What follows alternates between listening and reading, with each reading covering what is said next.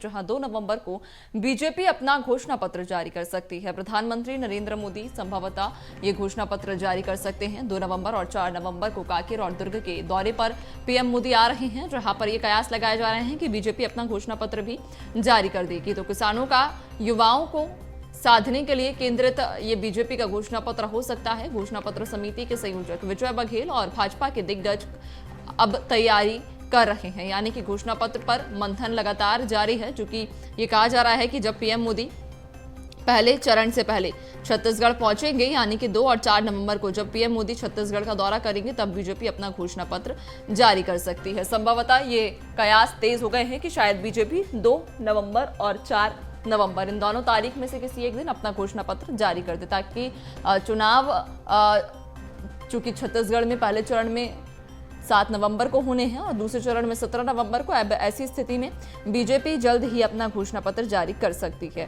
तैयारियां शुरू हो चुकी हैं घोषणा पत्र को लेकर और ये कहा जा रहा है कि इस घोषणा पत्र में किसानों, युवाओं पर खास फोकस रहेगा और इन दोनों वर्ग के लिए कई बड़ी घोषणाएं भी शायद बीजेपी कर सकती है, कई वादे कर सकती है। तो 2 और 4 नवंबर यानी कि ये 2 दिन पीएम मोदी छत्तीसगढ़ के दौरे पर रहेंगे। अलग अलग दिनों पर अलग अलग जिले का दौरा करेंगे और इस दौरान पीएम मोदी घोषणा पत्र भी जारी कर सकते हैं।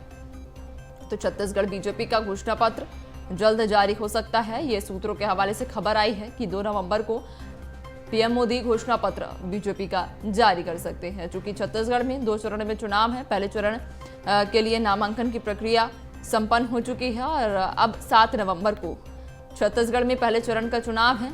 मतदान पड़ेंगे 7 नवंबर को। तारीख में ज्यादा समय अब नहीं बचा है। ऐसे में बीजेपी की ओर से ये कहा जा रहा है कि 2 नवंबर को जब पीएम मोदी छत्तीसगढ़ पहुंचेंगे, तब शायद बीजेपी का घोषणा पत्र जारी हो सकता है। आपको बताते चलें कि 2 और 4 नवंबर को पीएम मोदी छत्तीसगढ़ का दौरा कर रहे हैं और अब ये कयास लगाए जा रहे हैं कि 2 नवंबर को जब पीएम छत्तीसगढ़ आएंगे, तब बीजेपी का घोषणा पत्र भी जारी कर सकते हैं।